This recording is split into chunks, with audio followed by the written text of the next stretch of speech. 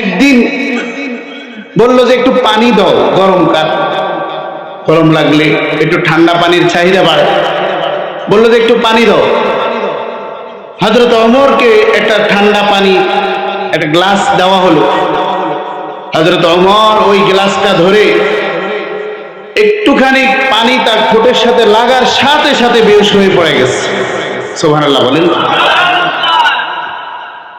হযরত ওমর কত বড় মাপের একজন সাহাবী, ঠান্ডা পানি চাইলেন,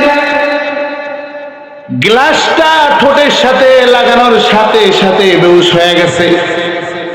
পাশের সবাই আশ্চর্য, কি হলো কি হলো?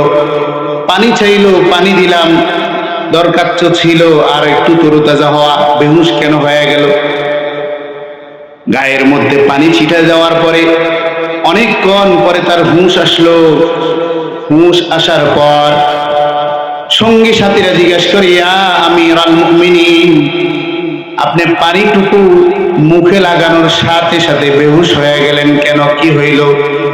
ঘটনাটা তো কিছুই বুঝতে পারলাম না। কি এমন ঘটনা ঘটে গেল মুহূর্তের মধ্যে আপনি বেহুশ হয়ে গেলেন? কিছুই তো আমরা বুঝতে পারলাম না। আল্লাহু আকবার কবীরা। দোস্ত, হযরত ওমর বলে, ও আমার ভাইরা, ও আমার ভাইরা, শোনো শোনো, ঠান্ডা পানির গ্লাসটা নিয়ে যখন মুখে লাগাইলাম, পানিটা ঠান্ডা ছিল, পানিটা ঠান্ডা ছিল। আমি যখন অনুভব করলাম, সাথে সাথে আল্লাহর কোরআনের একটা আয়াত আমার মনে পড়ে গেল। আল্লাহর কোরআনের একটা আয়াত আমার মনে পড়ে গেল।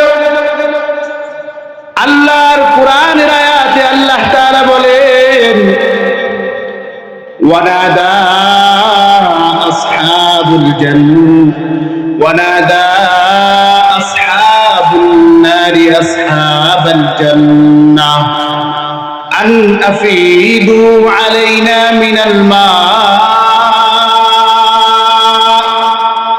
আও মিম্মা রাযাকাকুমুল্লাহ ক্বালু ইন্নাল্লাহা হাররামাহুমা আলাল কাফিরিন।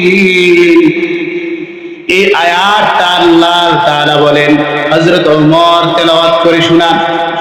এই আয়াতটা আমার স্মরণে এসে গেল, সাথে সাথে আল্লাহর এই কোরআনের দিকে আমার জেহেনটা চলে গেল।